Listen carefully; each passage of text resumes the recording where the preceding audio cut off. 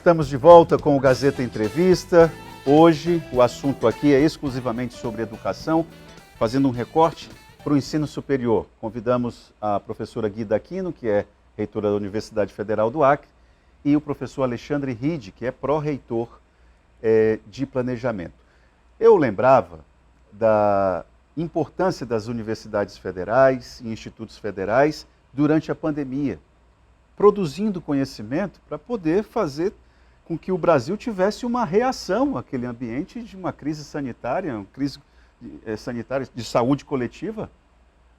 O Brasil, como é que é a resposta do Brasil a esse cenário? As universidades estiveram presentes nisso. Mas tem um detalhe que durante o intervalo, eu acho que antes de nós falarmos a respeito da participação das universidades federais no ambiente de pandemia, a professora Guida Aquino e o professor Alexandre lembraram, para que você perceba como a política, um dos motores, um dos combustíveis da política são os gestos, né? Os gestos dizem muito.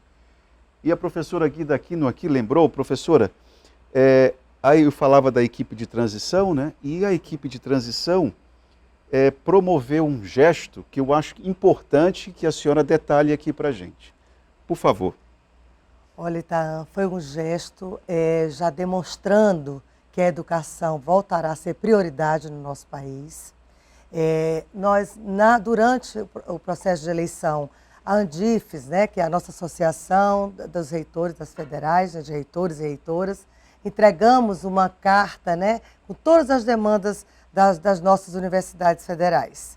E agora, a equipe de transição, Itaã, voltou até nós, na sede da Andifes. Quer dizer, a equipe da transição foi até nós, na sede da Andifes, juntamente com o presidente da Andifes, que faz parte hoje da equipe de transição, outro gesto importante, né? Tanto lá o representante dos institutos federais quanto das universidades federais, que é a Andifes, estão presentes na transição, mas para mim, né? E aqui eu registro mesmo, foi de uma demonstração muito positiva. De cuidado, né? De cuidado, né? De preocupação com a situação que nós estamos passando. Porque nunca, de fato, passamos uma situação professora, como hoje. É isso que eu cobro da bancada federal em relação ao FAC, entende? É esse gesto. Eu não tenho essa imagem da nova legislatura junto com a reitora da UFAC. Eu não tenho essa imagem da nova legislatura que vai assumir as cadeiras na Câmara Federal e do Senado Federal junto com a reitora do IFAC. Eu não tenho isso. A política vive um pouco disso e me parece uma completa ausência, eu repito isso. Me parece que a bancada federal não está entendendo a gravidade do momento, professor. Mas nós vamos continuar mostrando a eles, primeiro, a importância da única universidade federal de ensino superior desse estado, que ajuda, né, no desenvolvimento desse estado, né, que oportuniza os nossos jovens, né, que defende a sociedade acreana, defenda que o jovem ingresse na única universidade pública, porque eles não podem pagar. Então a bancada tem que se sensibilizar que a educação é que transforma. A educação é que faz a diferença e a UFAC faz a diferença aqui no nosso estado. Eu vou continuar, como eu já falei, dialogando agora com a nova bancada que vai ingressar, né, mostrando sempre o valor dessa universidade.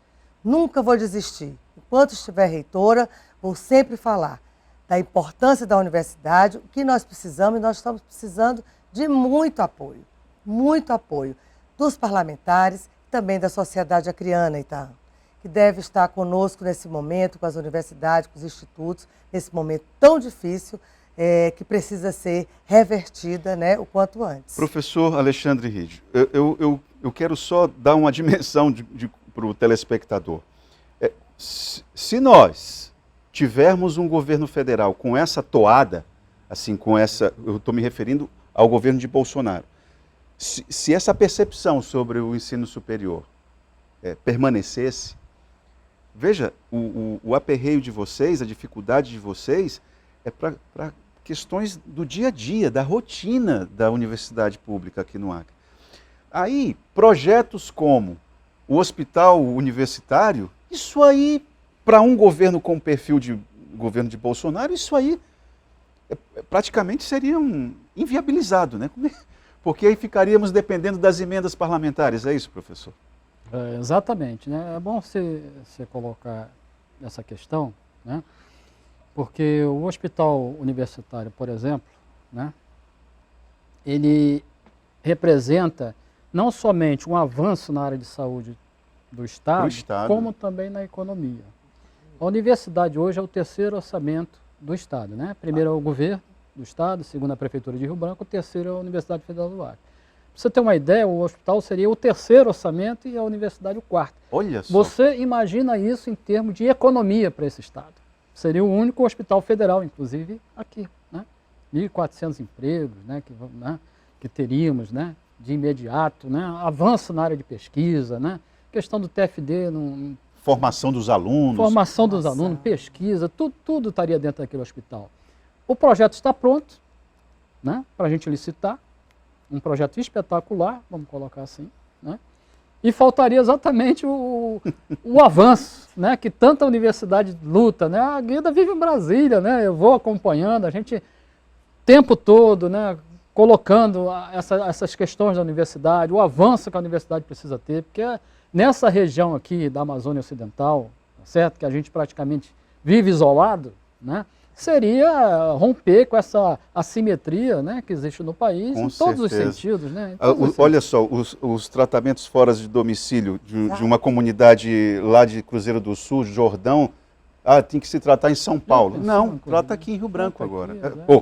Trataria, futuro do pretérito, trataria aqui, né? Então, seria um outro cenário. Essa informação eu não tinha, quer dizer que seria o orçamento primeiro do governo do estado, Prefeitura de Rio Branco, hospital universitário e depois a UFAC. Você já pensou, você vê que espetáculo. É preciso ter um governo federal que tenha a dimensão, né, sem dúvida, da importância desses investimentos para essa região. Professora, nos momentos finais da nossa entrevista, eu queria que a senhora fizesse a defesa da participação da UFAC durante a pandemia, né?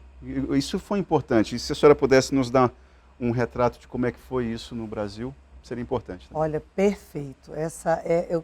Eu gosto muito. A senhora é da área de saúde, né? Eu gosto muito de falar para a sociedade o protagonismo da Universidade Federal do Acre, de todas as universidades durante a pandemia. Mas vou falar especificamente aqui das nossas, da UFAC, né? Durante a pandemia, nós fomos aí a primeira instituição a suspender as atividades de ensino. Ao suspender, né, já nem sabíamos a gravidade do que via pela frente, nós instituímos o nosso Comitê Covid, que assessorou o governo do Estado durante mais ou menos uns 4 meses, até que o Estado instituísse o seu comitê, e que também pessoas nossas fizeram parte do Comitê do Estado e também do município. Mas a UFAC foi protagonista, instituindo o comitê e imediatamente naquele momento, como que a gente teria máscaras? Comprar, mandar buscar para chegar no Acre, máscaras, álcool gel, protetor facial. Os profissionais de saúde naquele momento precisariam, porque a internação era a lotação, internação, observação em todos os hospitais, as unidades de saúde, e nós montamos dentro da universidade, praticamente como uma empresa. Nossos estudantes da área de saúde, juntamente tivemos apoio, sim, de empresários, que colocaram máquinas para que a gente pudesse produzir esses equipamentos de proteção individual naquele momento, e produzimos quase 200 mil EPIs, equipamentos de proteção individual. Que são eles, né? Máscara, avental, protetor facial, óculos de proteção, né? Fizemos as máscaras caseiras também na época, que não entra nessa quantitativo desse principal, que era o que os profissionais precisavam, e que também nós precisávamos. Atendemos não somente Rio Branco, atendemos todo o estado do Acre, 2 municípios de Rondônia e 1 do Amazonas. Rondônia e Amazonas Rondônia também. e Amazonas. Nossos alunos, junto com os professores, e a reitoria, a administração superior, estava ali. Eu pouco tempo fiquei em casa, muito pouco. Né? Eu imagino. Eu estava o tempo inteiro apoiando esses meninos, apoiando as pessoas que pudessem ajudar a sociedade naquele momento tão difícil. Aí eu agradeço sempre o nosso comitê, o Tom, o Oswaldo, o Rodrigo, né, o Odilson, né, que hoje é o presidente do comitê, ele ainda está, nós não ainda destituímos. O FAC está lá, né? Não destituímos, né? Mas, e as outras universidades, nossos hospitais universitários, que eu também gosto muito, Itaã, é uma luta que a gente vem aí, como disse o Rígido, nós estamos com o projeto pronto. Há 2 anos que eu vivo em Brasília, apresentando o hospital. Quanto que custa esse projeto, mostrando, professor? hoje, o hospital hoje fica 70 milhões durante 4 anos, que vai dar aí 280 milhões a construção desse hospital.